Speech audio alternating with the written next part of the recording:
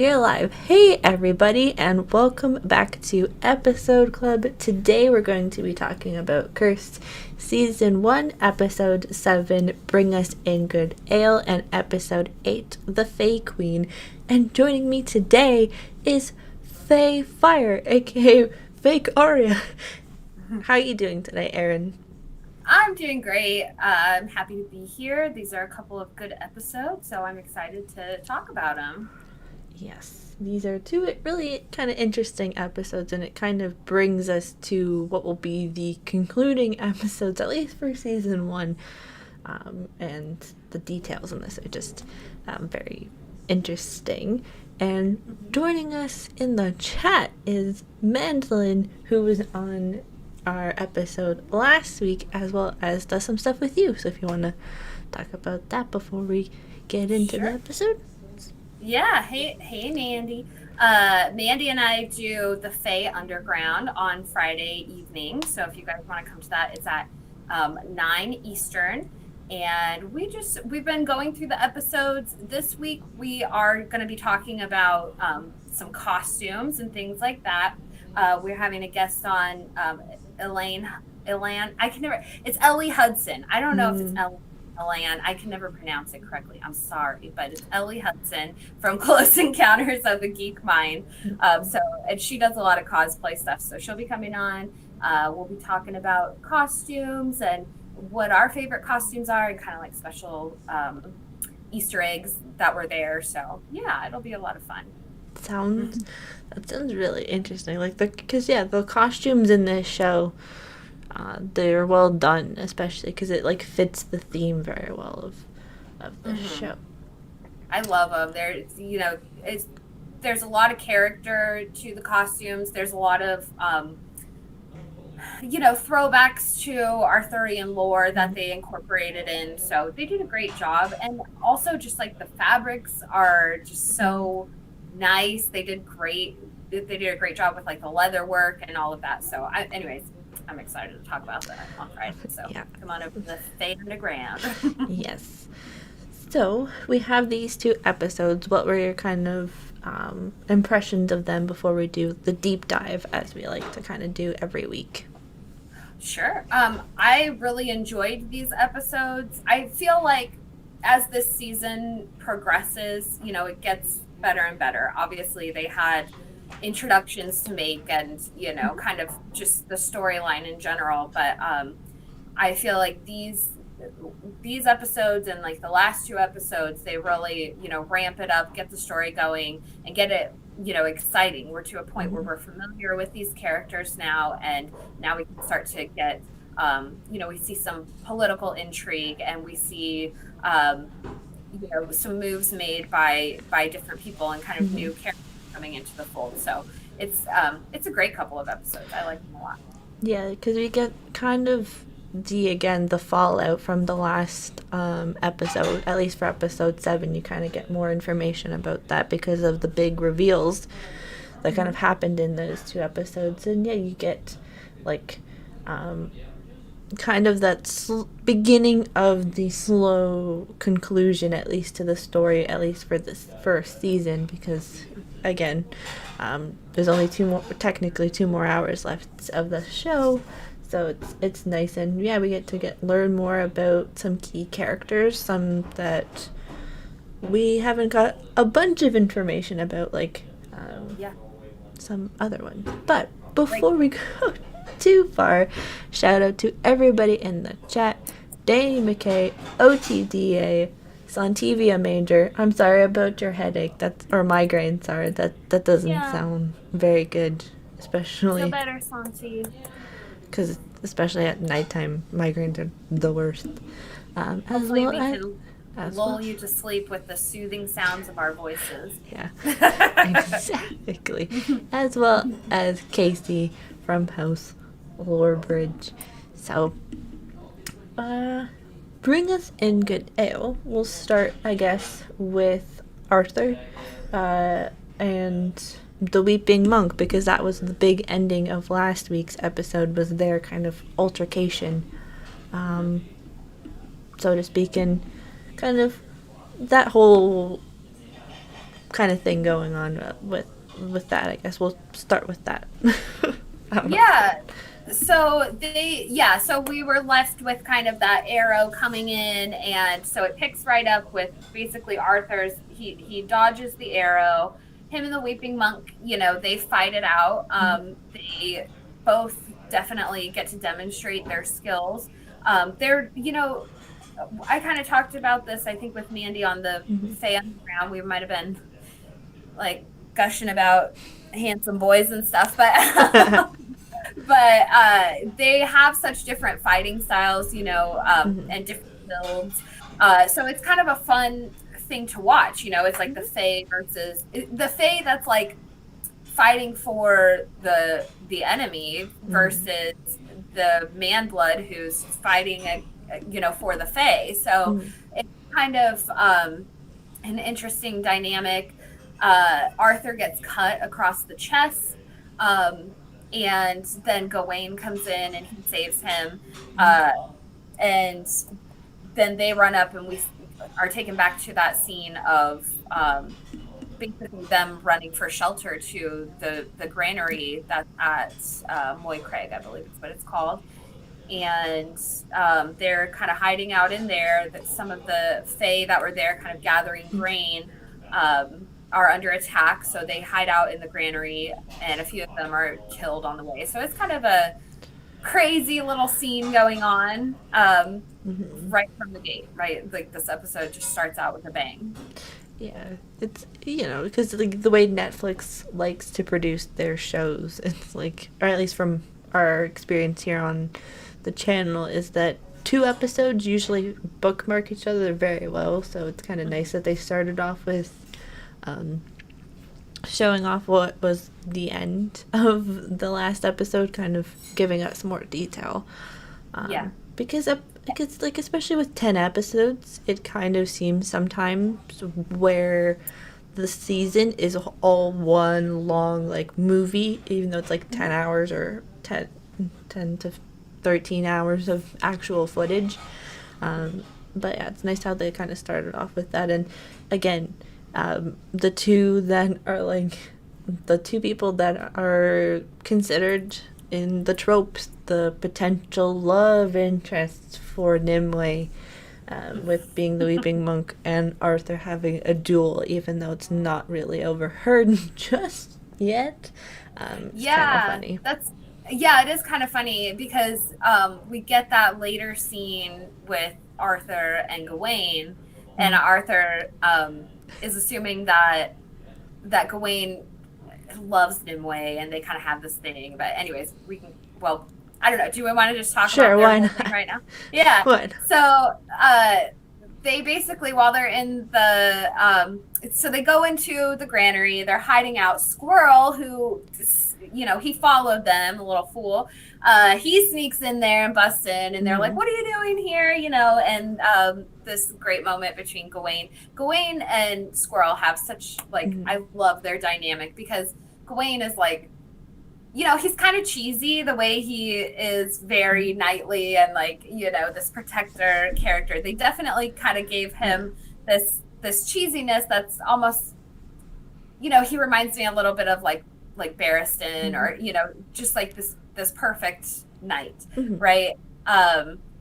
But he's a grump, and I love that. Like, he's got this grumpy, these grumpy tendencies. He has no problem with being like really straightforward and dry, and he's told Squirrel, like, a squirrel came to him in the last episode and was like, I want to come with you on this mission, to secure the grain. I'm the head of my family, kind of thing. And Gawain told him, no, you need to stay here, you're not old enough, kind of thing. And Squirrel didn't listen. He came to the granary, he sneaks in there, and Gawain's not happy. But he utilizes him. That's one thing about him. He respects him because, he is the head of his family. Like, Gawain's the one that calls him that. And so he shows him respect, even though he is just a child. And he's like, okay, well, you're here. Do you think you can, lead the Fae back? Because basically the Paladin start shooting flaming arrows at the place. And while they're trying to, like, stamp him out, it's only a matter of time that before that place is going to go up in flames. Yeah. So, yeah, anyways, they have their thing. It does go up in flames. Then, basically, when they want the Green Knight, they want him to come out. That's what the Paladins want. That's their pride. And Arthur and him have this, like, back and forth, like, no, don't go out there. Yes, I'm going out there. Okay, we're going to go out together. Before they go out, even though they're standing in a freaking flaming building with people, they have to have that moment of like, do you love Nimue? And he's, even Gawain's like, are you freaking serious? Yeah. We're going to die in like a minute. Yeah. But he's like, I gotta know, because Arthur's just such a weird romantic. But anyways, yeah. And they, he's like, no, I don't love her. And if I did, I'd get her before you could, son. But yeah, they're brothers in arms kind of thing. So, and I do, again, going back to Squirrel, there's this moment. I actually just posted a GIF of it on Facebook today. But there's this moment with Arthur and Squirrel in that scene where the building's on fire, and it's before Gawain decides he's going to go out there. And Squirrel's like, coughing. He's kind of covering his face. And Arthur comes up and he checks on him. And he has just this most, like, sincere look of concern about him. And for me, that moment was very Arthur. That was very King Arthur. I don't know. I just saw it, like, in his face. That was, like, such a great moment right then for me. That was like, I could see the king in him, because if you're a fan of like Lord of the Rings, for example, or just like in mythology in general, but Lord of the Rings is what comes to my mind, because like, if you remember, there's a scene in the extended Return of the King with Aragorn, and he goes to Éowyn after she's defeated the Witch King. And her arms shattered and poisoned, and she's like dying. And he goes and he cares for her and like cleans her and like tends to her, and he heals her because he has a king's touch. And so, like, kind of in mythology, it's like said that a good king or a true king has a healing touch, and that kind of also stems back to like the Fisher King mythology, which is does stem from Arthurian lore. Anyways, I'm working on a whole big Fisher King theory right now. But yeah, so I just loved that moment with Arthur. I just felt like it was really sincere, that he was really concerned about Squirrel. He knows how much Nimue loves Squirrel, and Squirrel's just a boy, he's there and he's being brave and he's being tough. And I don't know, I just loved that moment. It just really like touched my heart, and I was like, yeah, there's King Arthur right there. Yeah, because they're trying to, like the show, they're trying to implement the eventual, not come to Jesus, but the eventual moment of where he will eventually be king, because that's kind of where the lore and the mythology of this story kind of lead you down, as well as who the identities of some other characters, like that's going to eventually be led down the path of that as well. And yeah, to have kind of a sweet moment between Arthur and Squirrel, who is a child as well. It's like to be protective, have that kind of almost as well brother kind of motif around, because they did try and heavily show that within the last couple of episodes, that he was a brother who couldn't really be a brother to his sister.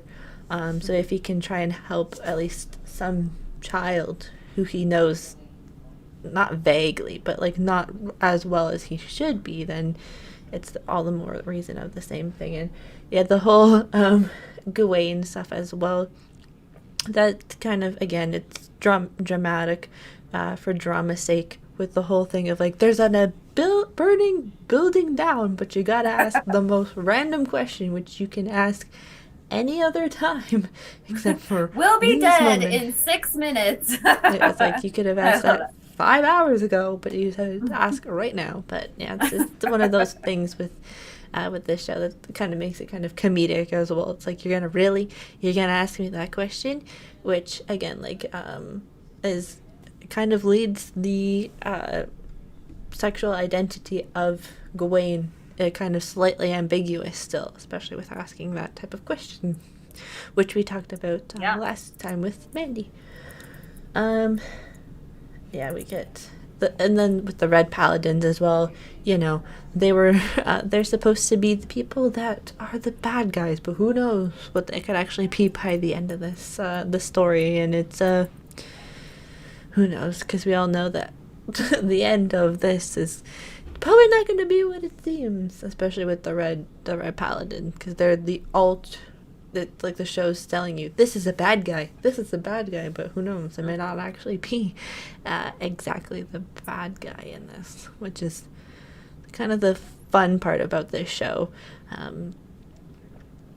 with the Red Paladin. You see that a lot too in, I don't remember, I think it's in the next episode, but when they're in Grimmaire, and you know, when Nimue goes and faces them in Grimmaire, and you see that a lot of those guys, like, because we learned from that other scene with, like, Cumber and Merlin and Father Carden, like, Father Carden is basically trying to earn his way into Rome, because he doesn't come from a wealthy family. He comes from, like, a crappy little town. So he's kind of aroused these Red Paladins, brought them together as a group to prey upon the Fae, and he's trying to use that as his way to get in. Now, and we even see when she's fighting in Grimmaire with the one guy, he's like, I'll deliver your head to Rome or whatever. That guy's, like, most definitely just a peasant guy from England somewhere. So you see this, like, while they're this feared, like, mob army kind of thing, militia, they're also just a bunch of, like, peasant guys. It's kind of like a Night's Watch kind of thing, where none of them have probably even ever held a weapon before they were recruited into this. And probably a lot of them just do it so they can get 3 square meals out of the deal, and probably boots without holes, and they don't have to be farmers and digging, you know, ditches in Dunrow or whatever. So they're not that, like, terrifying in all reality. They just have numbers is their thing, is their strength. But, like, one-on-one, yeah, they're not, like, that fearful. They're a bunch of just farm kids, basically. Yeah, that kind of, and because that also humanizes the characters that we'll maybe know their name, but we won't know exactly their whole story, which is important as well, to kind of give them a background. That's why kind of there's all those stories about, again, like the Night's Watch and stuff, like we like to compare as well, about how, well, John himself believed that it was this great honor to join such an established, like an established, I guess you could say, brotherhood, but it's actually very much not like that. And it's, who knows, there could be someone who will know that kind of thing, Sister Iris cough cough, about the Red Paladins, how they're actually not as bad or as good as they're made out to be. Sorry, stumbling over my words today. I don't know what's going on. Well, no, yeah, I mean, she definitely, you know, we don't see a lot of her in these episodes, but she's watching. You know, she's watching what's going on as they're trying to move out of Nemos, and she's watching what's going on when they go into Grimmaire, and she sees how the Wolfblood Witch has, you know, just slaughtered that guy. She's watching it all happen. She sees, yeah, like, these guys aren't strong enough to handle this. She's like, I've literally infiltrated myself into their like their little, you know, their Fae underground situation. Like, exactly. She's like, it's not that difficult, guys. She's like, I'm just gonna get it done. It's like one of those where you're like, wait, this is not actually how it's supposed to be, and it's like, I'm actually more like a badass than everybody else here. Like all of these Mm-hmm. grown men. Mm-hmm. Um, The little girls. That's what's great about this show mhm, is it's all. mhm. I mean, maybe it's not that fun. I don't know how the guys feel about it, but I think it's definitely fun for the girls that watch it. I think there's just so much female empowerment that it's just, how can you not love it? Even with the cheesiness. The cheesiness tends to come from the male characters, right? Not the female characters. I mean, Nimue gets a little cheesy every now and again, Yeah. but like for the most part, the female characters are badass and the male characters are like uh They're more thinking they need. bickering than anything. They're like, bro. It's not like a thing where it's like, where they want to be like, when they act, they're trying to act tough, but when they're around each other, they're like, bro. It's like, oh, this. But it's one of those I funny things. appreciate it. It's such a great and I don't even know if it was like done intentionally. I mean, I would imagine it had to have been done intentionally, but again, like Thomas Wheeler, he has a teenage daughter, and I really think that, so much of this was written like for her.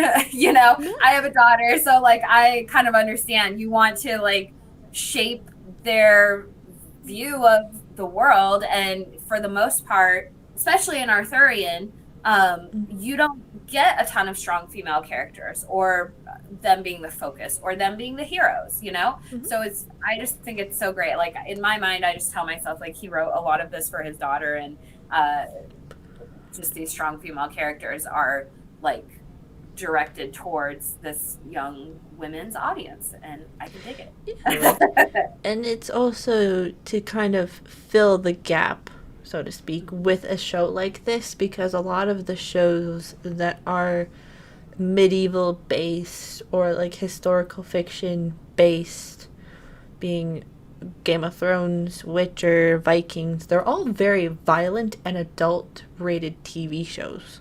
Mm-hmm. So this show kind of fills that gap for the like I'd say the recommended audience before they kind of jump to shows like um, Yeah, Game of Thrones and definitely. such, like, and it's like Witcher as well, Last Kingdom, Mm-hmm. because it kind of is like it almost prepares them for like this is the type of themes that you'll kind of be seeing in these types of shows, which is nice as well. And again, it's highlighting that it's highlighting stories that are meant to be told, but also because again it's Arthurian lore where the characters of Arthur and Lancelot are more portrayed and are more or less being esteemed characters. It kind of pushes the female characters to be secondary, while it shows a lot more of the primary characters being the women in this story, which is nice. Yes, I appreciate it. It also, can help like shape young women to not um, watch like once they do transition to these older shows. Um, you're not just looking for like I don't think the younger generation has as much of this, but what I like to lovingly call the Disney princess syndrome, Mm-hmm. which is like basically like my generation kind of grew up with, watching these Disney movies with Disney princesses who Mm-hmm. are damsels in distress. They're rescued by a prince, and they live happily ever after. Mm-hmm. And that, as when you're introduced to like that storytelling construct from like such a young age, that's kind of in your mind. Mm-hmm. You grow up and then you're looking for like these romance stories and this, that, and the other, and then like Twilight and that kind of Mm-hmm. thing. So um having an alternative to where your mind isn't automatically looking for the damsel in distress and the handsome prince or the hero, Mm-hmm. the hero's journey. The typical, yeah. Yeah, it's not, they don't call it like the heroine's journey, it's the hero's journey, because usually these stories are all about men. So Mm-hmm. to kind of flip that and make it about women is, again, it's like teaching these young people and young women in particular to like think a certain, think more broadly, think more openly. You can look at the female characters um, as your main character, as the hero. You don't have to look for a male, hero to come and rescue you. That's like, you can think beyond that, and there's so much more story when you think beyond that. Yeah. OTDA says I was shocked that it was labeled teen when you see limbs and heads being chopped off. Yeah, it just it I don't it might not even be labeled as that, but it just seems more in the style of writing and how the actors are portraying these characters that it's more of a it skews more into the teen realm, like the younger, like 18 and under kind. It skews, in my personal opinion, it skews that way a little bit more than the other shows that we're used to covering on, as well. Like, there's also in this as well, not like as graphic scenes with like intimate scenes as well compared to other TV shows.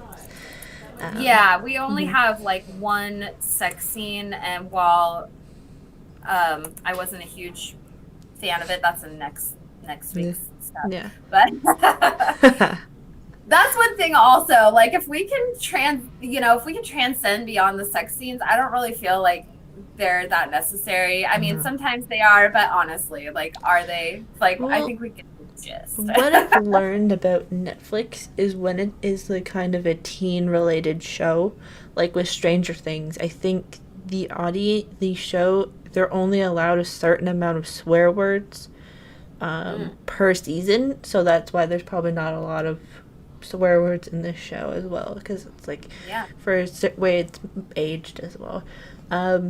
But just piss off.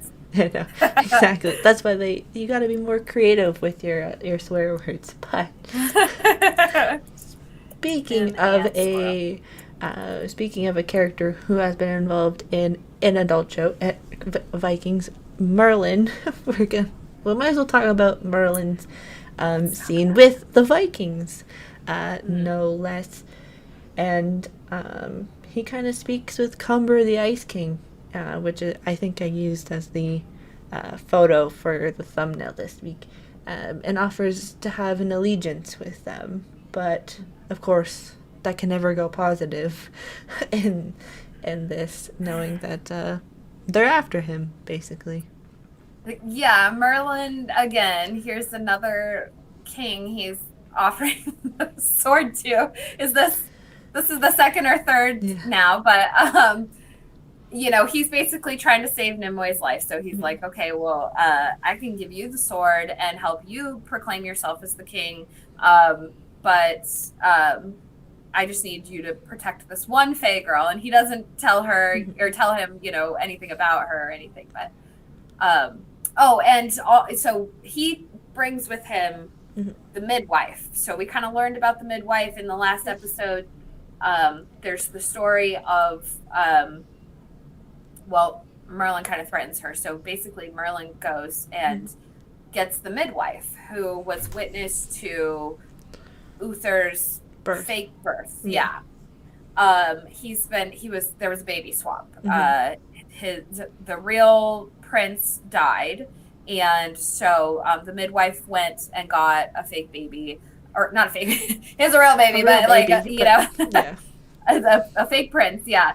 And brought him back, and then that midwife, the peasant woman that they got the baby from, seriously died. So anyways, so Merlin goes, he gets the midwife, who is living in like pretty comfortable conditions, which Merlin has provided for her. So she has a family, she's got grandchildren running around. They're all like having a happy day, but Merlin's like, okay, well, I've kept my promise to you. Now I need you to keep your promise to me. So he takes her to see Cumber and his daughters there, and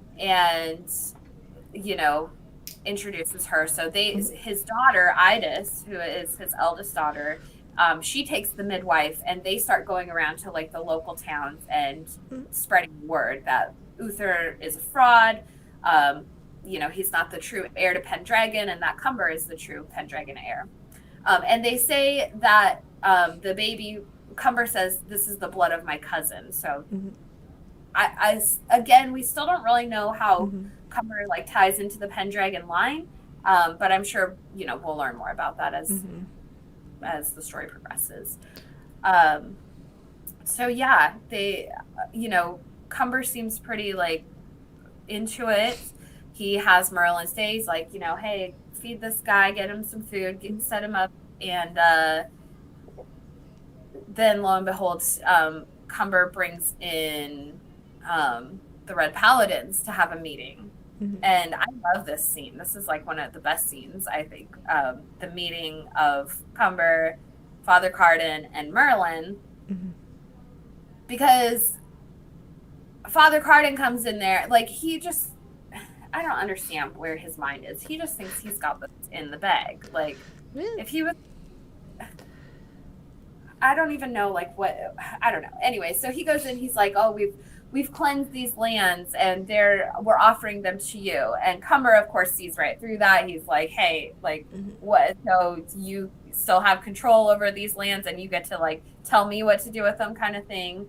But I love the scene of Merlin just calling him out, and he's just like, like I was telling before, he's like, you're just from like a crappy little town, you have no power. And I think he says something like, the Trinity Guard and the Pope have real power behind them, but none of the power of Rome is sitting in this tent, kind of thing.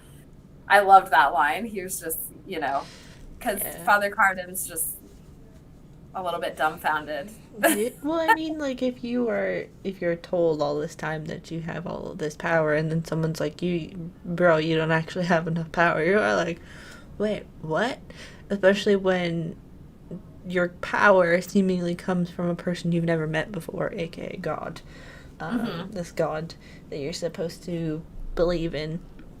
So it's kind of funny how that kind of plays out. And that actor, Peter Mullen, is actually really funny when he does like those types of scenes where he's like, wait, what?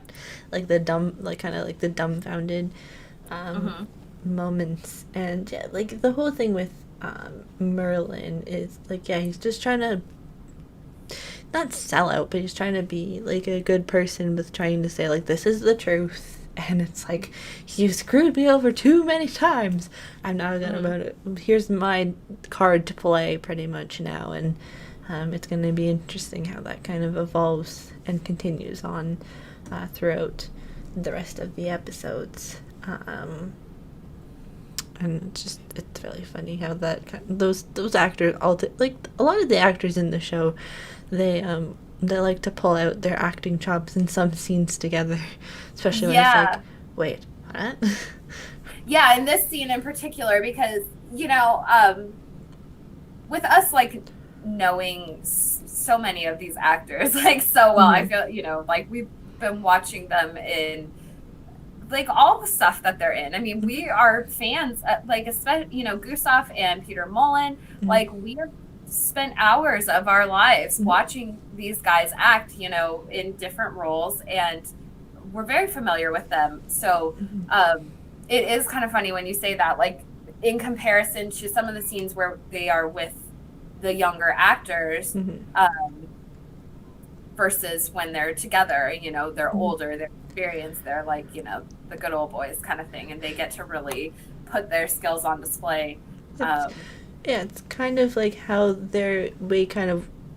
this show at least, how they work with the younger actors is very much like how it seems like Charles Dance and Maisie Williams acted in their scenes together in season 3 of Game of Thrones. It's like how it's like they kind of help move their actors acting ability as well, and shift it a little bit to kind of play off the younger, but when they're like head on head with one another, they're like, all right, here, let's go. Which is fun. Who I really enjoy watching, that's young and older, that I just love watching, is Father Cardin and the Weeping Monk. I think, Daniel Sharman, he is a very talented young man. I know a lot of girls are like, oh my God, he's so pretty. Like, yeah, he's pretty. He's also like so much younger than me. So I don't feel very like comfortable saying too much about him, but and also, you know, I'm a Merlin woman. What can I say? But he's an incredibly talented young actor, and he has had some really fantastic opportunities to work with older actors that can teach him so much. And I do feel like he soaks it in. He takes advantage of those opportunities that he gets. And he's like a respectful young man. You know, I spend like too much time watching cursed things that are out there, but honestly, he is one of the actors that I can definitely see having like a strong future career. He's been in so much already. Like, he's been in a couple Netflix stuff. He was in the Medici, the last season of the Medici series. Like, he played like the main man, like the son of this, like, he played, I think, who was then Richard Madden's like grandson. So and that, so yeah, they're like, well, I think Netflix picked really good actors for this show, but it didn't overpopulate with young actors, like not many with like a long resume, but then bulked it in with like more of the adult characters who had like substantial resumes to kind of make it even, so to speak. Yeah, to balance it out and to give like clout to the show, really, because when you have such a heavy young cast, you do risk the story going completely like teen or young adult kind of thing. So good. I like it. You know, when you have like Peter Mullen and Gustav Skarsgård, you have to like, you know, you have to put faith in the story and in the show that it's not crap, because those guys are such great actors. They're not going to take like a crappy role. So especially when Gustav was on Vikings for like 6 seasons and then just like disappears off the show. So. And there's still, you know, so much talk of like, oh, is he going to come back kind of thing. And like his role was left open-ended that way, but he's been on there for so long. I don't know if he wants to come back. Maybe he wants to come back. I don't know. But like the way that it was left was like a perfect transition for him, you know, to leave. And it's okay. You don't want to push, you know, you don't want to overstay your welcome kind of thing. So he left leaving people wanting more. And then he comes to like this great role that like, you know, it's a whole new. It's a different audience to portray like a similar style character with as well, which is nice. But bring in like a bit of a younger audience again, because like when Vikings started, I mean, what has that show been on for like 10 years or something now? Something like that. It's been on for a while at least. Yeah. So I was younger when it came on, so it's, you know, and I've grown with it, and it's got that staying power for sure. But I think it was 2013 when that 2012, 2013. I think it was just after like Walking Dead and Vikings, when all of those shows started to pop off. But yeah, because those were the days. I know exactly. But yeah, the Merlin story in at least episode 7, it's not very big compared to like Nimue and everybody else, but it's still a strong scene because again it ties in the Vikings part, which also closely relates to Pym's story. So Pym is obviously still with the Vikings because she's all over the Vikings guy, which can't. Pirate Pym. Yeah, exactly. Dolph. She's all about Dolph, and it's again, if you were put in that position, it's like the guy that she's like supposed to be with versus Dolph. Like, especially at that age, it's like easy security versus like danger and mystery. It's like the good boy, the boy next door versus like the bad boy that lives down the block and around the corner. The stinky boy next door. Yeah. Exactly. Versus that out of town, that fresh meat. I wouldn't say. Anyways, I'm okay, inappropriate. But Yeah, Doff's hot. So, she leaves, she becomes the healer. We have that scene with the Red Spear, and Pym, she actually gives her like some good advice, and it's kind of funny because you can tell the Red Spear is like, I'm not going to take your advice, but it's not a bad bit of advice. So she tells her, because they're just raiding like towns and villages along the coast, but those towns and villages have already been raided by the Red Paladins. So Pym's like, well, why don't you just find a Red Paladin camp and raid them? They've got like wagons full of loot. And while the Red Spear's listening to her, she's like, shut up, kind of thing. She's like, I'm not just a raider. She has that weird scene. And actually, Cumber also has a scene. So she has that scene where she's like, I'm not a raider. This is the ship that cuts the heart out of Idis the snake, Cumber's daughter. And then we see on the flip side, like Idis, when she goes to Cumber, she brings up the Red Spear's name. Like she says something. She's telling him that they should keep Nimue as like a political hostage, like the Red Spear. And Cumber goes off on the same level. He's like, don't talk about the Red Spear. So like, it's this weird thing. It's unspoken, and it's not in the book either as to what happened. All we know is that she was at court.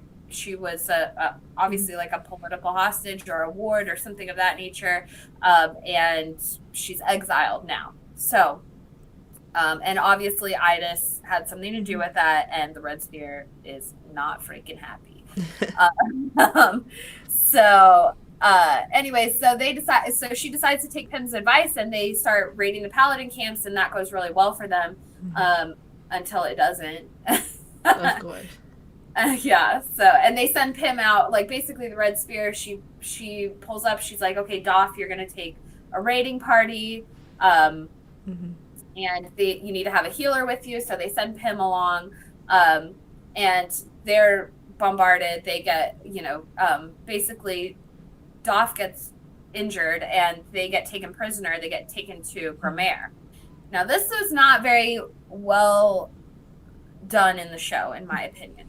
This, I felt, was a little bit unclear between that scene and then when they eventually see each other again. So that, I felt was a little bit clunky. But yes, they get taken prisoner and taken to Gramere and put in the dungeons there. And that's where I'll leave that for right now. We can come back to that.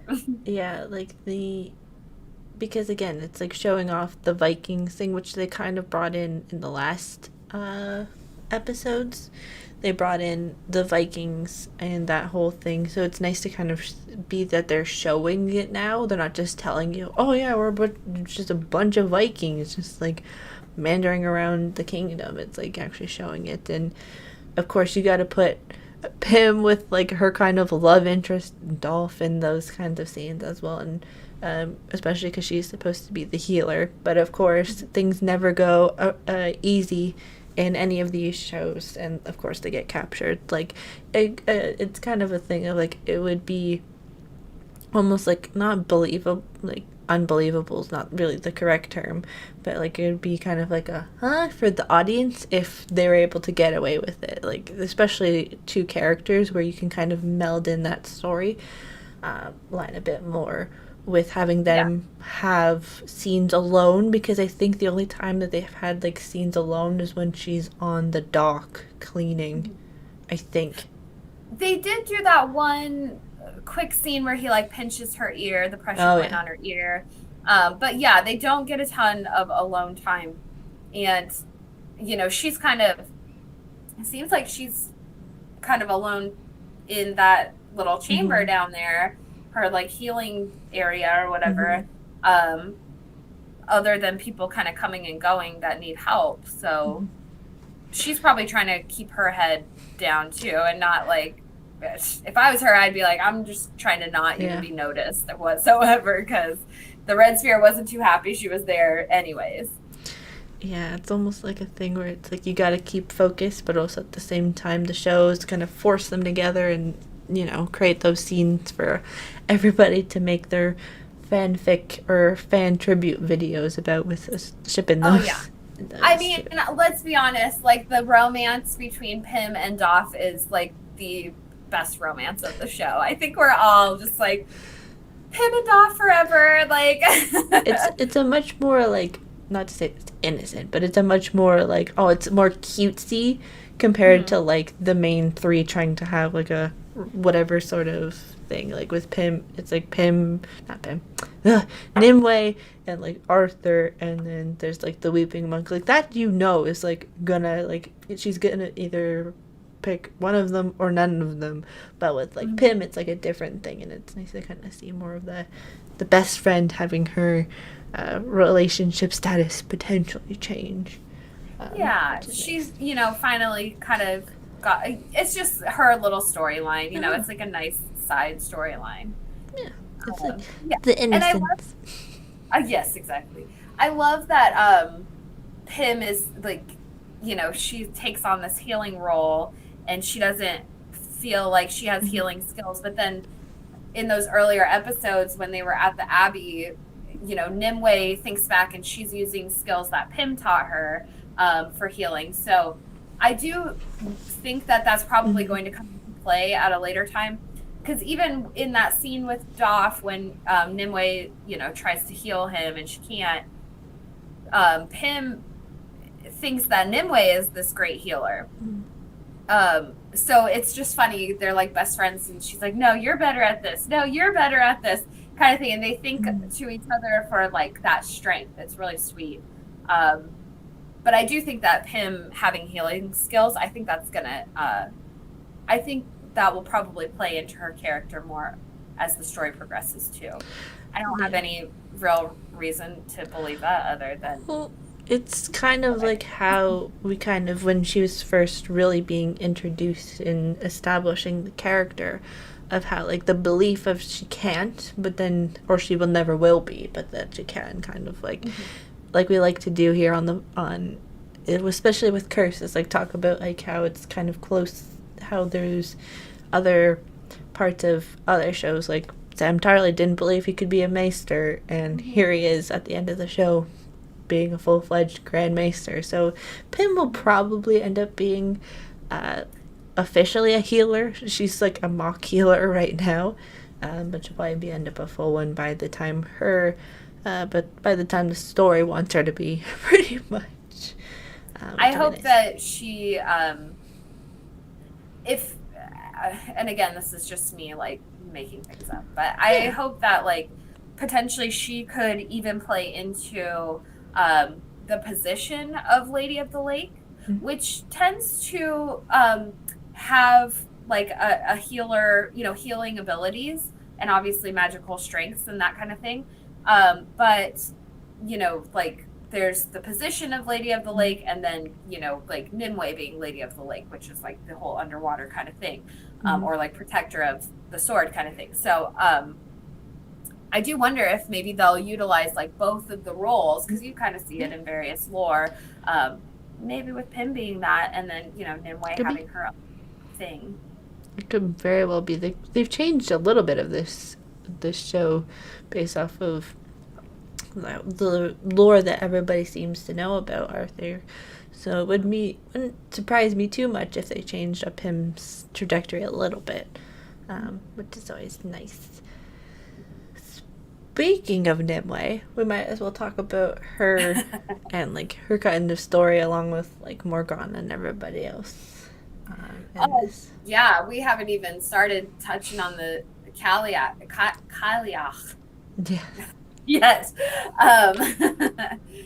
So that whole thing, which, by the way, I did a couple videos last week, so if you need a little refresher, go check out my channel. I got a Morgana and Kyliak.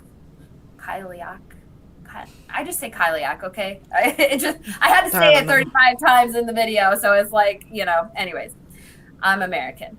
There you go.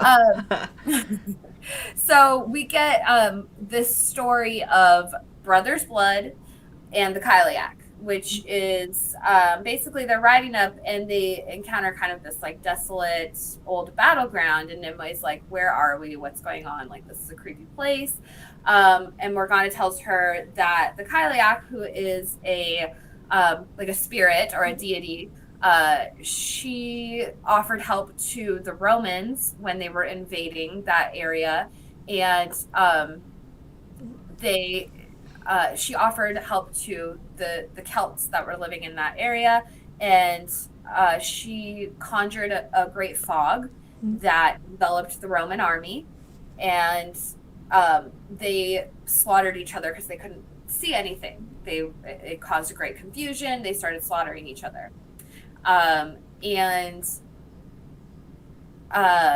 So the Celts hid in these tunnels that were, kind of just like there's like mountains where like at the base of this is where brothers' blood happened. That's what they call it. Yeah. And they decide to cut through the mountains so they can cut through those tunnels that are carved in there by the Celts. It's a shortcut to Grimaire, and they're being pursued by by Uther's men, actually, because it was after they left the meeting with Merlin. And so when they enter these caves, there's, these cave paintings. There's what she calls the web of the Kyliak, which is like this kind of just dome-shaped, like, I guess, throne room, you might call it. And so, yeah, it's lined with, like, bones and skulls and all this kind of very Nimue stuff. Of course. But, yes, yeah. So Morgana, tells them a little bit more about the story. There's like cave paintings on the walls and that kind of thing. And it's basically the Kyliak made a deal with the Celts. She would protect them and hide them in the caves. And in exchange, they give her their children to be consumed by the spider god, the Kyliak. And then Nimue kind of has this moment where she's like, not all demons know they're demons. Maybe the Kyliak didn't know, what she was when she first met the Celts, kind of thing. It seems like a misunderstood story. Like who makes a deal to take people's children to eat them in exchange for protection? No right-minded parents would do that. So I think that probably it's one of those age-old things that we see, like stories that get kind of shifted with word of mouth and become like a scary story kind of thing. And even Morgana calls it, she's like, didn't you tell scary stories or ghost stories when you were a kid? So, yeah, and then there's obviously, this energy going on inside the caves that Nimue says she feels it studying her.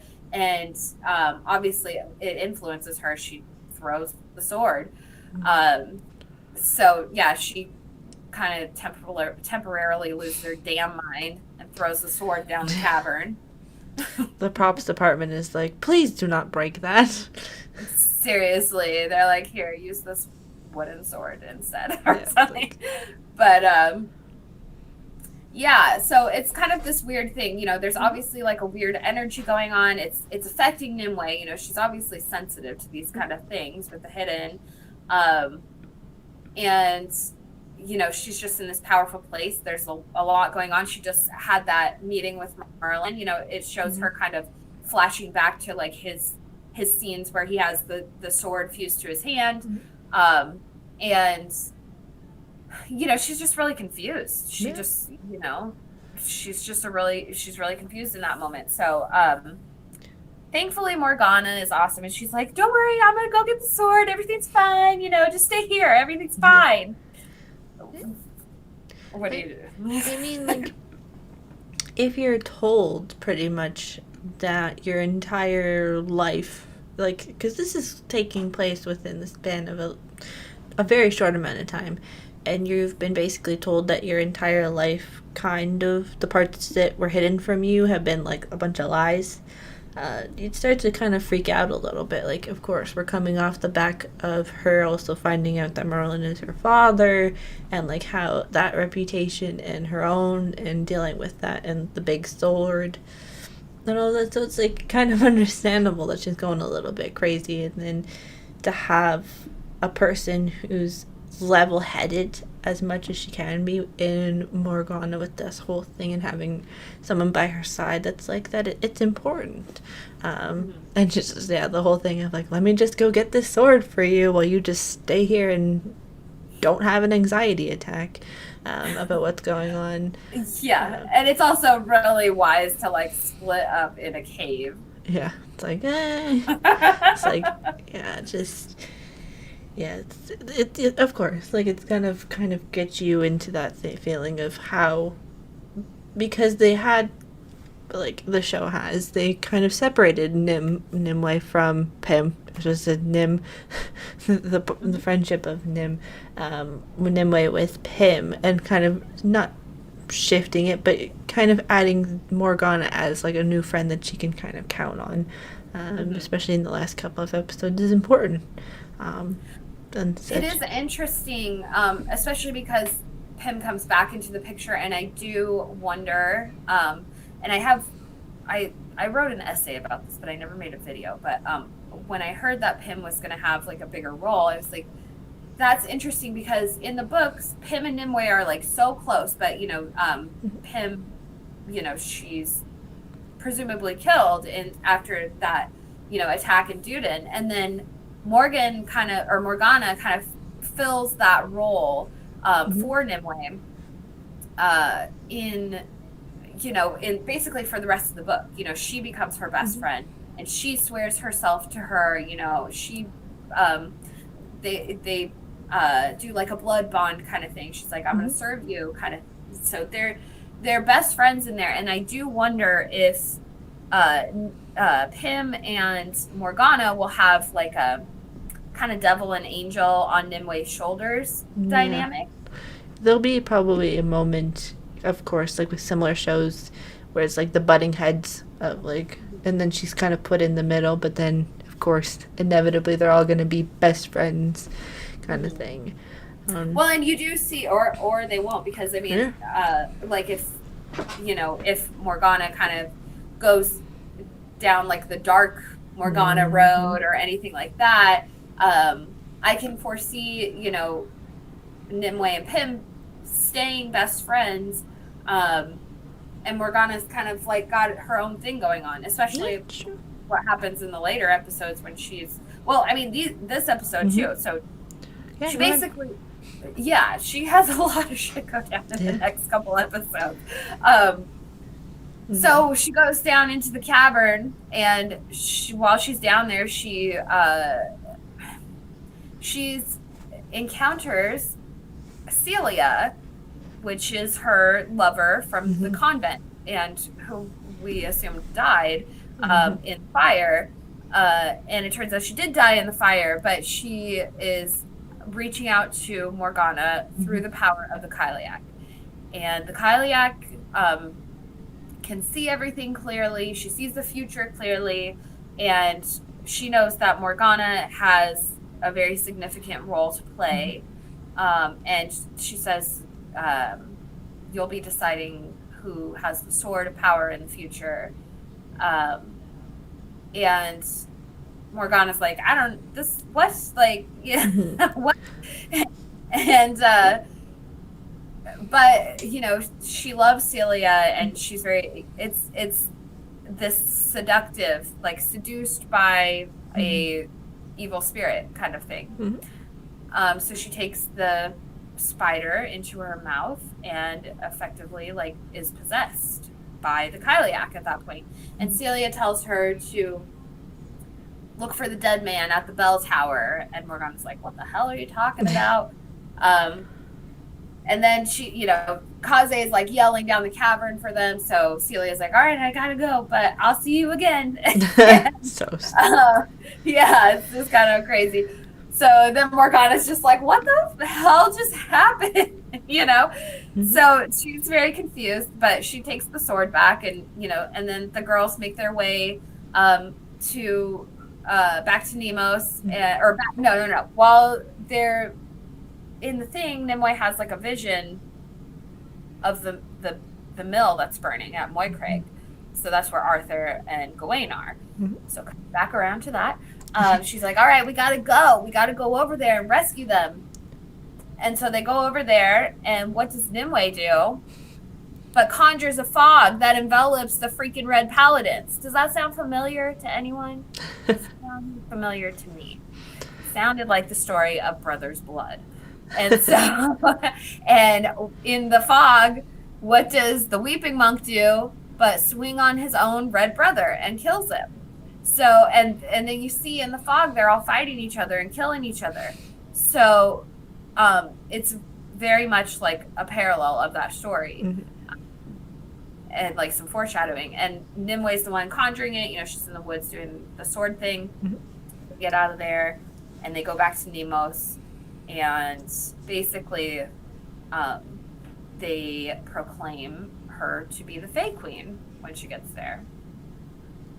So that's kind of how that episode ends. Yeah, and it's one way to end an episode, because it's like a thing of like, wait, what? It's like a bunch of stuff just happening all at once, and having her before being called, like in the middle of the season, being called like the Wolf Blood Witch and all of this stuff, to now being just can't talk today labeled as a queen is quite high up there. She went from a witch to a queen pretty fast. So a girl has many names, you know. Exactly. But she yes, Mandy, for sure. Morgana giving Hecate vibes too. And Hecate was the goddess of like she's a goddess of sorcery, and she's like associated with cats and with death and with spiders and stuff. I don't know. It's like, I couldn't imagine eating a spider though. Ugh, nope.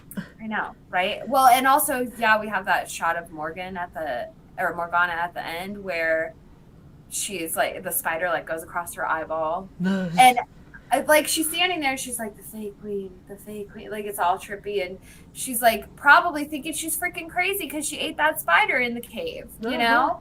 She's like, wait a second, like I was told by this ghost that I'm gonna be like this all-powerful sorceress. Here, eat a spider. She eats the spider, she goes back, and she's like, now Nimue's declared a queen.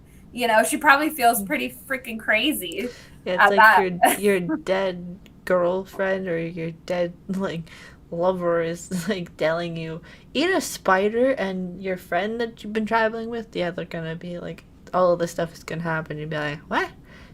Yeah, you're gonna be more powerful than her, but then they turn around and she gets called a queen. So it's like, you know, I'm sure Morgana was just like, horrified, and she kind of had that look of just like, what did I do? Like, what? Am I losing my mind? Like, she probably feels like she's losing her mind. So it's like, eat a spider and you get powers, and it's like, nope, not yet. What is this, freaking spider woman or something? It's like, I'm gonna get powers, and then it's like your best friend gets powers, and it's like, damn it, not today. Not today. Maybe another day, but not today. Or maybe it's like, a thing of like being more powerful than a queen, and it's like, well, that'll take a hard thing to get there. It's just like, Anyway, speaking of the Fae Queen, that is the title of the 8th episode. So, where do we want to start with? Switch that up. They call her the queen of the Fae in the books, and they switched it to the Fae Queen in the show. But I kind of like Queen of the Fae more. Yeah. Personally. Maybe that's just because that's what I'm used to, and I am a creature of habit. Well, it's using the nouns a lot. The queen of the Queen of the Fae, instead of like probably having too much titles, I guess, not to confuse a bunch of people, but it kind of makes sense. One less word. Oh well. Um, Where do you want to start with this episode? So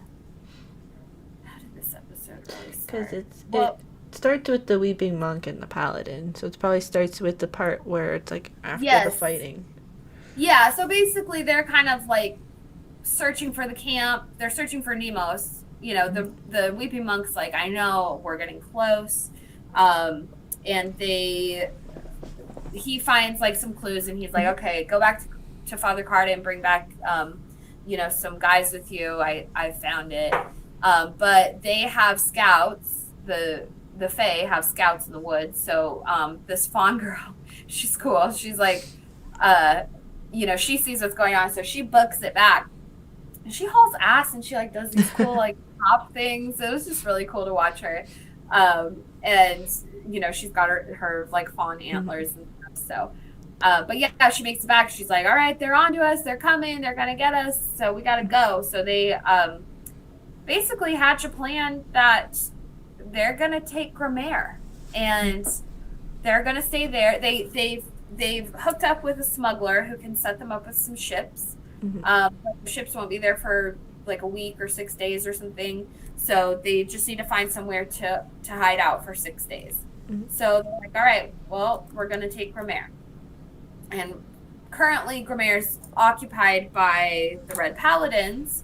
But Nimwe's like, I've got a plan. Don't worry about it. I got it. So, and her plan is basically they go, it's a group of them, like Arthur, Kaze, and Gawain. They sneak in and smuggle some Fae in there, some Fae archers. And Nimue goes out to the woods that are outside of the town and basically, draws attention to herself. She holds up her sword and calls the paladins out. And they probably send like 30 or 40 guys out after her. Yeah. But yeah, she utilizes the hidden and she draws them out into the woods, and then she uses the trees and the vines around her, and she just like annihilates those guys. The vines like are shooting through their bodies and just like that's that. It was a pretty cool scene. Yeah. Yeah, it's one of those things where it's like, well, at least they were wearing the appropriate color, red, with all the blood that's about to be played out. But yeah, it's kind of, again, we're gaining more information about the Red Paladin and the Weeping Monk, because we're focusing a lot on these two characters, like these characters, that there has to be something, like when you're watching this, there has to be something that we don't know. There's like a piece of information that we're waiting to find out. But it's also funny how they're like, oh, we have to create a distraction tactic. And it's like, didn't you learn last time with what happened with when you go against someone who can like harness the power like with branches and all of that stuff, with the one that died in like the beginning of the season in like episode 3? Like, come on. But there were a bunch of red shirts anyway wearing red gowns, so it's fine, I guess. That's that's a good point, actually. Their whole army is red shirts for season 1, because honestly, with how things end, probably next season we're going to be seeing more of the Trinity Guard, so that's actually kind of a funny point. Yeah, like a bunch of red shirts wearing a bunch of red gowns, just about to go walk over to their desk, pretty much. Yeah, let's just make a whole army of them and just like, because that's good symbolism, for how things go. Yeah. But then she goes back into the that's when she has that fight, the one-on-one fight with the paladin.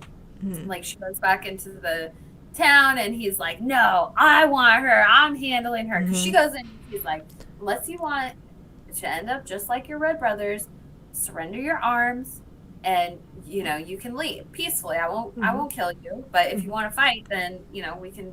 Then you're on, brother. But then what's his face comes out, and he thinks he's gonna get tough, and he roughs her up pretty good. She's pretty exhausted from her, the thing, with the hidden. It takes a lot out of her. So, One thing, though, well, she uses the sword. She utilizes the power of the sword in this scene, and it burns her really badly in her hand. She starts getting that like burnt flesh, similarly to that scene of Merlin when he's in Rome, and it's all fused to his hand. His name is Mirrodin. In those scenes, younger Merlin is called Mirrodin. I say Mirrodin. Anyway. Interesting. But yeah, so in the scene with Mirrodin, he's got it fused to his hand, and so this is when Nimue kind of first starts having that, and then like she's so exhausted after that fight, like yeah, she's able to kill the Red Brother because she calls on the Hidden, and just like that, I mean, she gets the power of the Hidden, and it takes her one stroke and it's done. But it takes so much out of her that she immediately like passes out, still holding the sword. And when Arthur tries to take that sword out of her hand, she's clung on like tight to it. So it's kind of this, we see this starting to escalate with her. She's starting to have these kind of symptoms associated, and she starts to have a lot of rage too, as we start seeing in these next couple episodes, especially like when she gets to Grimaire. She's starting to have a few minutes to herself that she's not in a cave, and starts to like analyze her feelings. Like she says, I'm not feeling myself. That's because the sword is like messing with her mind. It's kind of like the One Ring when it starts to mess with Frodo. It's like you can't control that. There's so much magic involved in this. You, as strong as you think you are, it's corrupting you. Yeah. And Merlin knows that firsthand, pun intended. Yeah, it's the thing that in a lot of fantasy, said that weird, in a lot of fantasy shows and fantasy movies, there's usually one thing that is somewhat corruptive. The ring, the Iron Throne, for Cursed, it happens to be a sword that is the thing that's ultimately changing her. And of course, it's a bunch of things. She's downloading the fact of what's happened to her hand with the sword that she's been entrusted to carry. It's the thing that she's now being identified as. This thing was the last thing her mother gave to her before she died, and she's learning all this information about the man she now is told that it's her father. So it's a lot to process, especially for a teenager who's had a rough life, like being labeled all of these things, and now to have more, it's a little more difficult with that, and to have a moment alone, like a moment where she's truly alone, to be able to decompress and work through it. It's important. It also highlights a little bit as well, and it showcases how like people do struggle, but it's like how you persevere through that as well, which she's most definitely going to be doing, because she's the Fey Queen after all. She can't go crazy now just yet. Yeah. Well, it's interesting too, like Arthur's watching her through this whole process, and he sees the change in her, in her attitude, and like just her personality, her abilities. I mean, he's watching this from the beginning, and her whole kind of arc. You can see the concern growing on his face, especially once they get to Grimaire. He's like, listen, this isn't like, I think it was in these episodes where they're in the chambers and they're having that conversation. She's like, I want to keep fighting. I'm the Wolf-Blood Witch, and I will kill every paladin all the way to Rome. And he's like, is that you talking or the sword? Because the difference is, the sword will survive another fight, but you won't. The rest of us won't. He knows that it's corrupting her, and he doesn't even know the information about their, like her meeting with Merlin. He doesn't even have any idea of what happened or what was said, or that Merlin wants to destroy the sword, or that, he believes it corrupts. He just knows he's watching this girl that he cares about go through this crazy struggle. And so, you get it from multiple angles that this is not necessarily a good thing. The sword, while it has its purpose and it's very powerful, it's a powerful tool, it is going to corrupt Nimue. It's already, decaying her flesh, burning her flesh. So yeah, it's working its magic, so to speak, with that, and it's for their relationship as well. Like, even though it's a friendship still at this point, still, it's changing the person whom he met not that long ago, and it's also trying to figure out if this is like what's going on and stuff, because he was missing for a period of time with everybody else, and it's not like Morgana's gonna all of a sudden be like, or like if she was to be still not having eaten a spider, it's gonna start revealing all of these things. It's like, it's more or less something that they have to have a conversation about by themselves, especially like if the show leads it to it being where she's his confidant in the end, not necessarily a romantic confidant, but like just a best friend kind of thing in the future as well. Or even just the dynamic of, depending on what their dynamic ends up being with, like, the sword and like Nimue's Lady of the Lake role, and like King Arthur has Excalibur, the Lady of the Lake is the keeper of Excalibur. Like, how is that dynamic going to work itself out in this story? It's something to look forward to, because we already kind of have these doubts about Arthur and like him having the sword anyways. He took it once, and even like his uncle says in this episode, he's like, "Where's your stolen sword?" kind of thing. And he's like, "I'm not here to fight with you." It's Arthur's gonna have to work out this dynamic where Nimue's gonna trust him to use the sword, or he's gonna take it, and then we're gonna have that happen again, which very much could happen. Yeah, we've seen it before, so but I don't think Arthur wants to do that. He's working really hard to like redeem himself, but it's a hard thing too, because if Nimue starts heading down this darker path, or it starts to be really corrupted by this, if she makes bad decisions, how is he supposed to like justify honoring her, kind of thing, Yeah, it's like you can try and take the sword again, but that's gonna mess you up. Thing as well. But yeah, with having them have that conversation whenever it does happen, it'll be kind of an interesting thing, along with kind of the Fae Queen part as well. It's like you get also more about the Weeping Monk, kind of steeps into that storyline as well, and kind of gets more detail of him by himself, because he does end up fighting Gawain, but he's like, I need to bring somebody alive, so you're the lucky one. Yeah, no, actually they did want Gawain alive. They want that Green Knight, so and that scene is pretty significant. I think that the wound that Gawain suffers is significant. He gets, he's a good fighter. He goes in to defend Kaci, and actually in the books, in this scene, Kaci gets killed. So it's nice that she's still alive, because she's badass.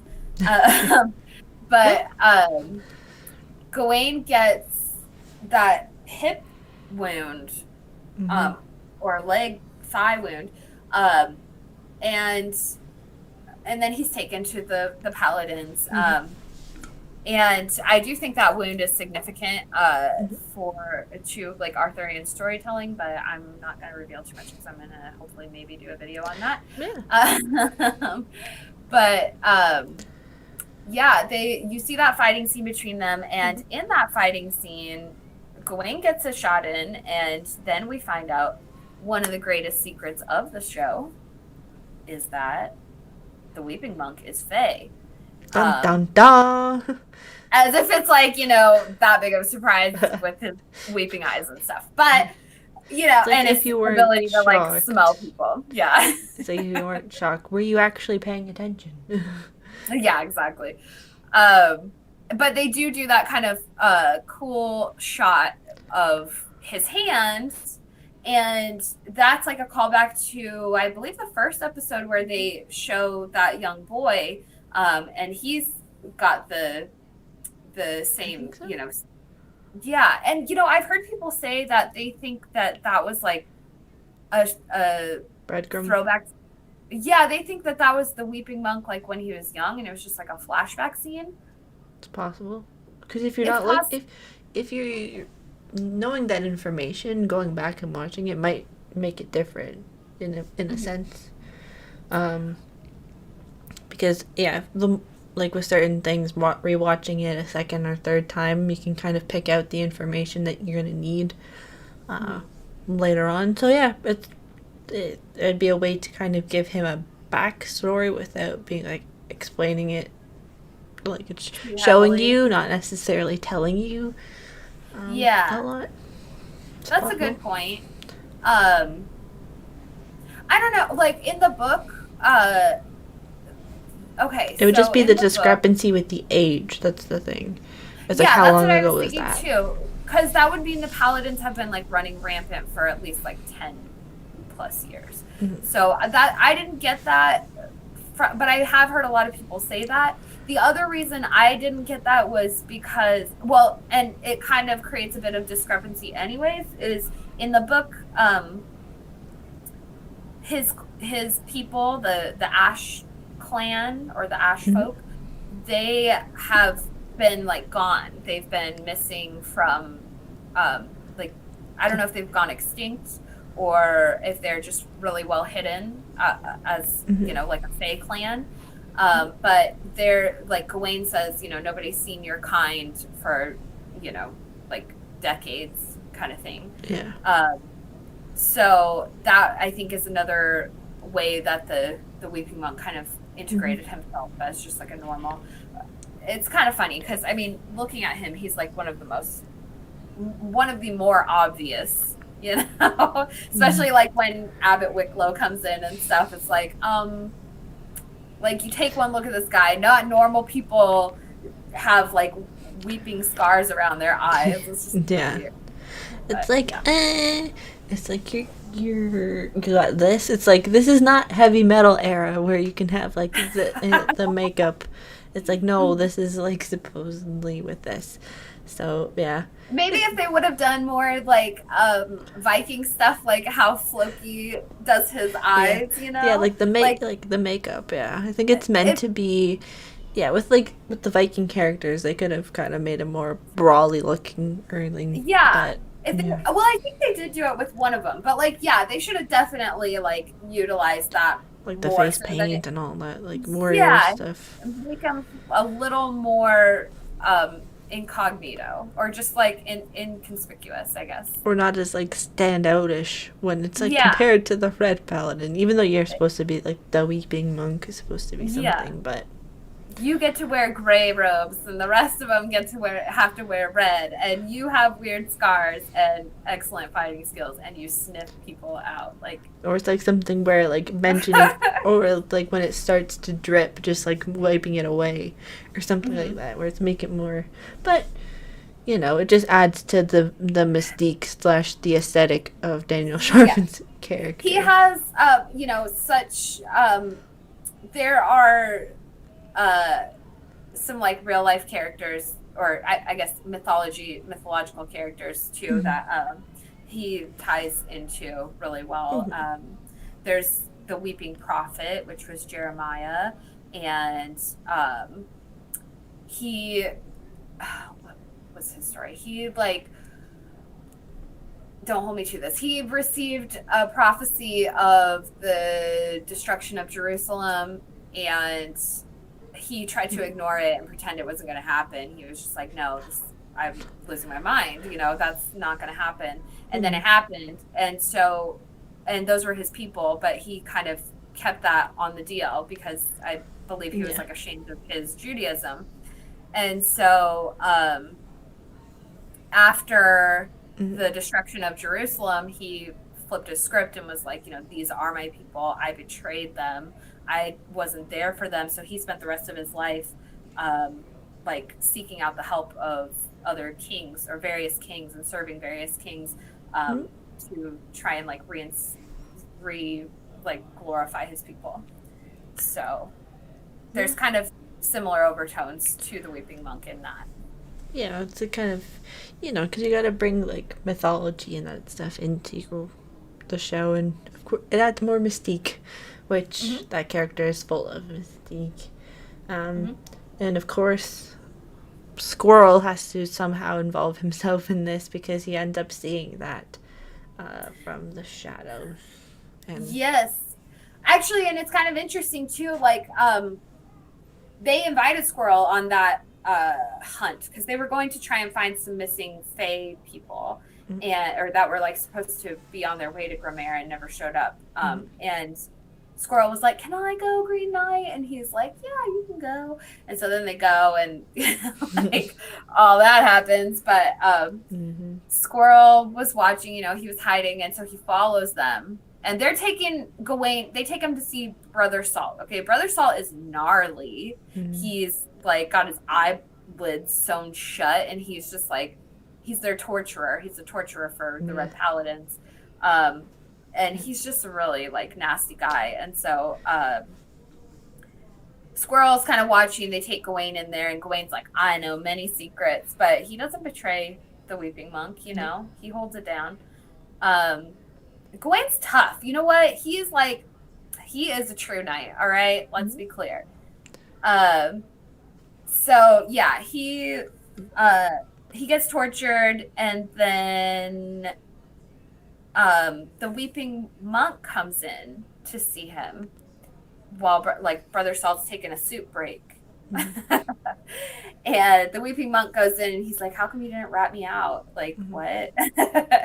And Gawain's like, "Because all Fae are brothers, even the lost ones, and you need to go home to your people, and you need to fight for us." And he's like, "I'm screwed now. I can't go fight for us. Like, I can't even walk. He's burned. He's all nasty, all messed up." And the Weeping Monk is just like, "Well, this cleansing will, this will cleanse you, basically." And like, "Okay, psycho, you are messed up in the head." He's like, you don't know the difference between love and hate. These guys have got you mixed up. He's like, "We are your family. Come home to us. We'll take care of you. You need to help us," kind of thing. You have knowledge that nobody else has. So it's pretty like powerful and sad when the Weeping Monk kind of, he leaves them behind, but who could walk away from a conversation like that without being impacted, Yeah, it's one of those things where, again, it's setting us up for more about the Weeping Monk to be revealed in the last 2 episodes, because he's kind of like the last character. Well, him and the Red Paladin are like the last 2 big sections of the characters that need to have like something big pop off in their story, and especially the Weeping Monk. And it's coming. It's like it's leading you down that path now, with like the fact of revealing that he is part Fae as well. So it's getting more of that information out. And the next episodes will be interesting to kind of see how that rounds out the season and what that means for future episodes of the show. Sorry, I hit the thing.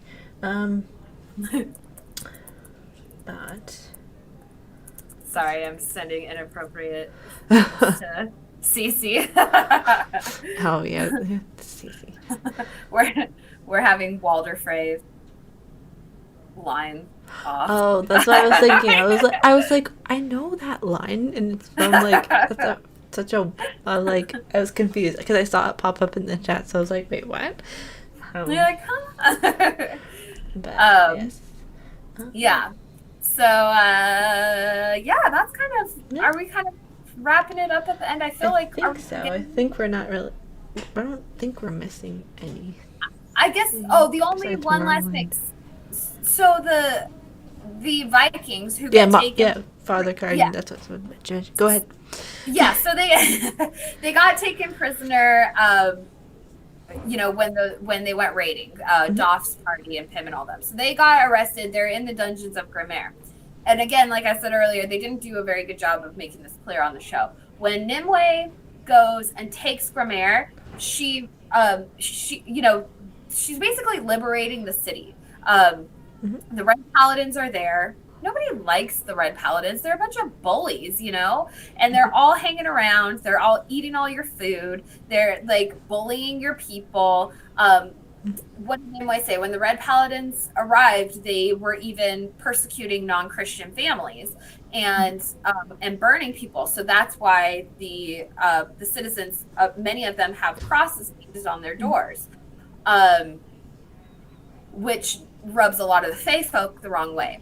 But there is, purpose behind it. It was because we're being attacked by the Red Paladins. They, and they're just regular, they're just people trying to live their lives. They're not Fae kind. They're just people. So the Red Paladins, they're non-discriminate. They don't care. Like if you're mopping fish guts off of the dock, they'll make you eat them. They don't care if you're Fae or if you're a young woman. They're assholes. And so when Nimue comes to Grimaire, she's liberating the city. She's gotten rid of the Paladins. Yes, the Fae are staying there for a short amount of time, but that's not the permanent plan. She was liberating them, and she also frees the people in the dungeon. There weren't a ton of prisoners down there, but in the book, they say there's a raiding party of Vikings, and she's like, free them. I don't care. Let them go. I don't care. It makes no difference to me.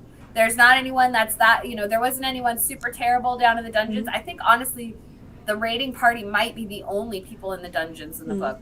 And she's like, they're fine. Let them go. Like, it's not a problem. And so they do feel very loyal to Nimue. And again, in the books, Pym's not there. So the storyline of Goth and all of that, none of this exists. We don't really know much about the Vikings before this other than like Cumber. We haven't met the Red Spear or anything like that. So Nimue goes down. There is one Doth. They don't name him, but Doth is injured. There's one Viking who's super injured down there. Nimue's like, well, let me see if I can try and heal him. She goes down there. She's like, no, he's beyond my help, but I can help him. I can help ease his passing kind of thing. So she's able to at least alleviate his pain and give him a more peaceful passing. And that's one thing, again, I don't think they did a good job of showing that, because it was like a very sweet scene in the book. I felt like it was very touching, and it also created also Doth in the book is the Red Spear's brother. So again, it creates more of a reason for them to have loyalty to Nimue, right? They didn't give all that in the show, unfortunately. They trimmed some fat on that, and it's like, no, you need a little bit more fat, a little more. I want like 93.7. No, I want like 85.15 beef fat. Okay. Yeah, you need a little bit more. I'm such a mom. This is like how I live my life. I'm like, how much fat is in my beef? Anyways, so. No, it's just making like, because knowing about the difference because we're getting to the point where the scenes are playing out pretty close to how they are in the source material, but adding the extra details is what can kind of enrich that side of the story. And I guess they could have made it where they flipped the character and have like Pym play on that role that like Nimue was, but they didn't, which is kind of weird, because it's like they're already making those changes, so you could have kind of done something like that, which then makes even having her kind of not powers but growing of powers, with if she had to pass that person, like that person was going to pass anyway, make it a bit more believable that they weren't working as well as they should be, kind of thing, maybe. Yeah. She kind of, I felt like, she tried, but I feel like they didn't have to. She didn't have her, like, I mean, while she felt a little weaker, she's not like her powers were diminished. They don't really emphasize that as much in the book, where she gets so exhausted after her power, using her power. And while that like makes sense, traditionally, it just there's little moments where she doesn't have to get so exhausted. It could empower her even more, it could give her more strength and more power. But yeah, I don't know. That scene in particular, that's one I definitely think they could have done a little bit of a better job. Or even, even still having Pym in there, it could have just been a little bit stronger. Or Pym, like, trying some of her healing abilities or something too, like you said. Yeah, it just kind of, because they already did change it up, so just adding that in a little bit. But, they were running out of hours to portray all this story.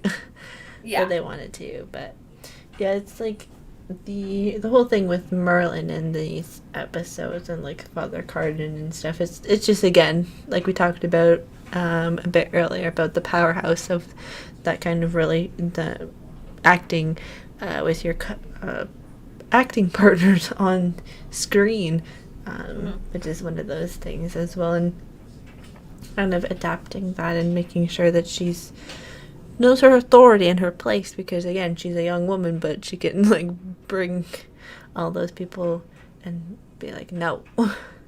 Yeah, which is nice. Exactly. Yeah. So, and then Merlin, does he show back up in these? Merlin actually, the fisherman. We didn't talk. All right, we'll get this out. I know we're running long. There's a lot of stuff in these episodes.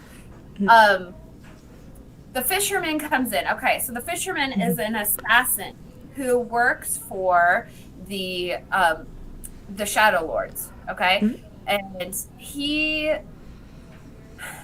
it seems like he's like a contract worker, right? He's an assassin, and we know the Shadow Lords have connections on like all levels. Kings down to lowly assassins and scullions and stuff. The little kid, the what you call her, that kind of barmaid chick with the crazy eye. Can't remember her name. Yeah, she comes and she finds him, and she works for Rugen, and so basically the fisherman is hired by Rugen to find Merlin and take care of him. Rugen's pissed because Merlin took the key and he took the Fae fire. I mean, like, what's the big deal? It's not like he took all the Fae fire, but whatever. Anyways, but he did tell him he'd give him the sword. It's like Merlin doing his crazy little Merlin games, and I love that shit. But so he hires the fisherman to find Merlin, and the fisherman is like stoked. He's like, oh, hell yeah, this is the big fish that I've been wanting. So he starts following Merlin around. He's got, good assassin skills. Although I did appreciate in that moment, he had that guy that was like buried alive, and he had like the tube thing sticking up for him to breathe. And you can hear the poor guy like screaming down there, like, oh, let me out. But I do love that moment of like the fisherman, he like tokes up on his pipe, and he like freaking courtesy hits his homie down there. He's like, well, I'll at least get you baked before you suffocate to death. But I loved that. Sorry. And so he follows Merlin. He's seeking him out, and he catches him in the episode 8. Yeah, there's like more about what I can't think today. Yeah, because I think they end up getting captured, and then at the second in episode 8, he watches Merlin. No, he must get. I think it's the beginning of episode 9. I kept watching, so I watched part of episode 9. So I think it might be in episode 9 when. Yeah, because the fisherman does watch like Merlin and Cumber have a conversation, so it's like that whole thing. So that might be next week. Yeah, because Yeah, just watches them leave or watches them and stuff. So it's like, it's kind of creepy. Yeah, because it's when Merlin's on his way to Grammaire. Uh-huh.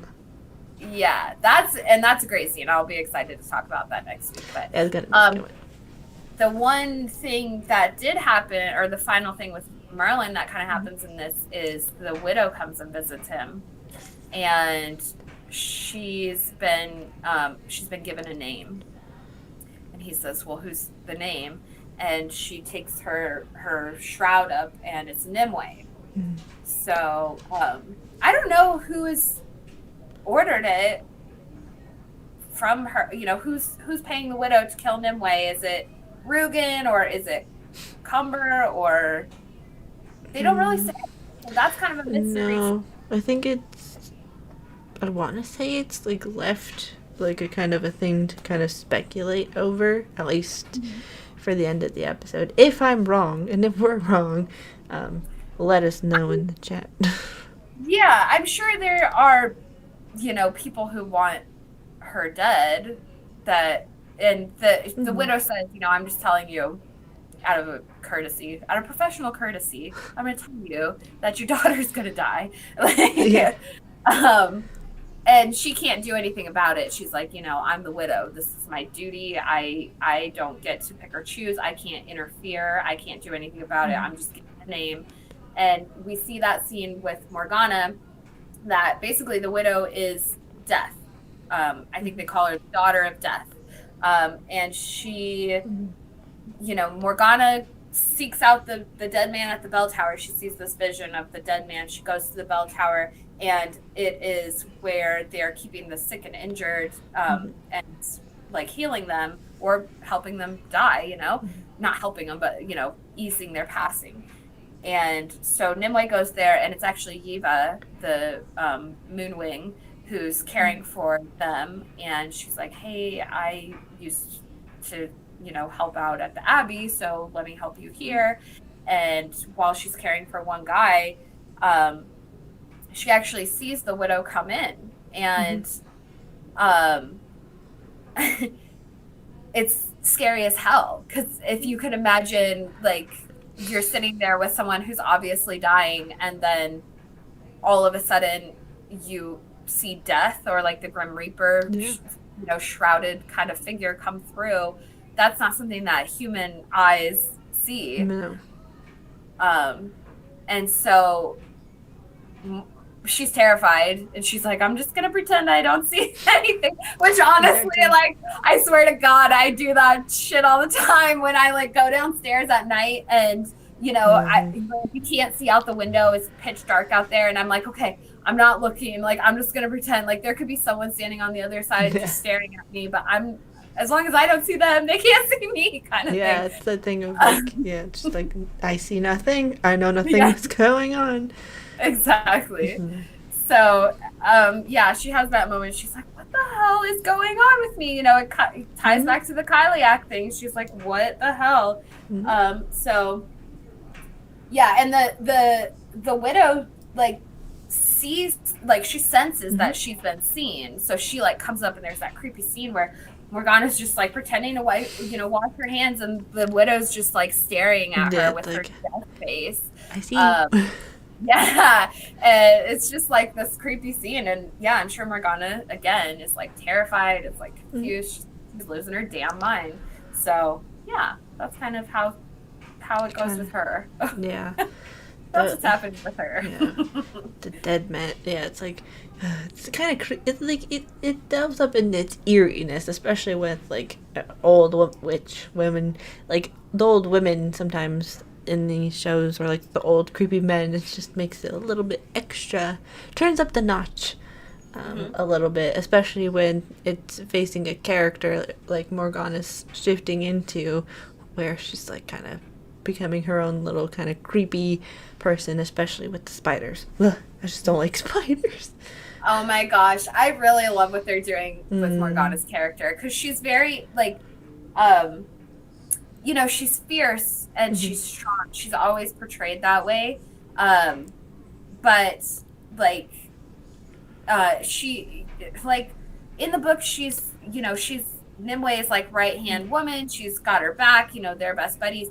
In the show, they've expanded her character so much. I mean, the whole thing with Celia, the whole thing with the Kyliak, the whole thing with the widow. None of those things happened in the books. So, and even like her character of Sister Igraine, that wasn't in the book either. She was already like out of the convent by the time, you know, we meet her character. So her character is just so enriched in the show that she is like the one that, you know, her and Merlin, those are my two favorite characters. And I am thrilled to like see where her character is going to go, because they're just making her so interesting. You know, Nimue's great, and she follows her book character very well. And she's the one that's on the hero's journey. So they kind of have to keep her on, you know, her course, right? Yeah, keep her on path. Same thing with like a few of the other characters. But when it comes to the side characters, they can kind of change them up a little bit. Yeah, they get to play with their story a bit more. Yeah, it's kind of cool. Yeah, so I enjoy that. I think that, you know, Morgana has just been made better and better, like every single episode. But these last few episodes, like the Kyliak, I love that episode. Like I said, episode 6, Fester and Murray, that I do love that episode a lot. I said that was my favorite one, but honestly now I've been like deep diving on the Kyliak stuff, and I really love this one. It's like these last episodes are just great. They're just so yeah, that's all. It's one of those things where it's like, especially for the actor, which I don't know what else she has been in, but to have like kind of portray that as well, it's probably like the same thing with like other characters where you get, when they were auditioning for a later part of their character, cough cough, Alfie Allen, with the Reek situation. Where he was cast based off how he would portray that. So it's probably very much so of how she was going to portray being possessed, so to speak. She's powerful, you know, like she's Shalom Brune Franklin. I don't know of any of her previous roles. I know she's been in a couple things, but just minor roles, and she's young, you know. Yeah. But she's just powerful, and like, my favorite part of watching her act is I love watching her mouth. She has so much expression in her mouth, and she can quiver her chin and, you know, speak while she's like trying to not cry, and she just has a lot of emotion in her face. And she's so cute, because I love watching her little interviews, because she's young, and she talks about how nervous she was to act with these like big actors who are established. Yeah, like with Gustav and stuff like that. She's like, and even with Katherine Langford, you know, she was like, who am I to like come in here and act with these guys? You know, she was so intimidated, but she does such a great job, and even surpasses them in so many ways. Like I'm smitten with her right now. She's just my favorite. Like, you don't have to have a lot on your resume to be a good actor. You just have to have the natural talent, which she clearly does, like everybody else in this show, which is very fun. And again, like what we're saying, like, to portray something like she's going to start to portray, it'll be interesting to see how she takes on that persona of Morgana. Without having like source material to work from other than the show, because even like I was saying, Nimue stays, you know, fairly close to her book character. And Katherine Langford narrated the audiobook for Curse. I mean, the girl is very familiar with Nimue. She knows her, you know, well. And so for Shalom to not have source material to work from, and kind of, you know, wing it as she goes, and then again to be working with these like bigger, impressive actors, like, you know, it's a lot of pressure on her, and she does awesome. I love her. Yeah. Big props.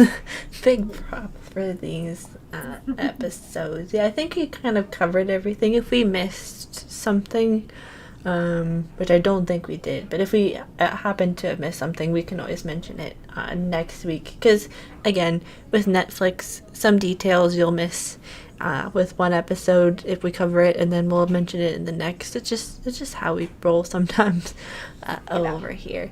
But Erin, tell, I guess because we're wrapping up, tell everybody where they can kind of find you and what you're doing, what you got coming up. Well, my channel is Fae Fire, and I do lots of curse stuff and Arthurian stuff, so definitely go check it out. I did a Morgana video and a Kyliak video last week. I'm kind of like taking a slow week this week. I busted out those videos last week, and that was like a lot, so I'm kind of just chilling this week. I need to do like a chapter breakdown for you guys probably, so that will probably happen.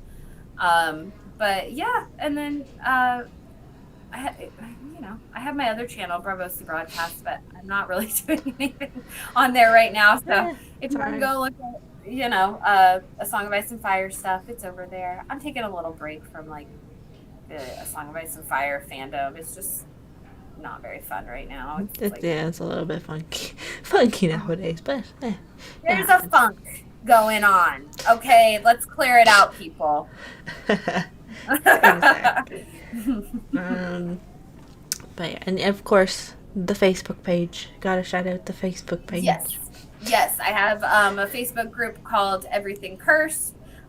So definitely come join our group. It's it's pretty chill. Nothing like super exciting. We just talk about curse stuff and like pictures and such and fun things that usually I post. So if anyone else wants to post anything, please do. Let's take over posting duties.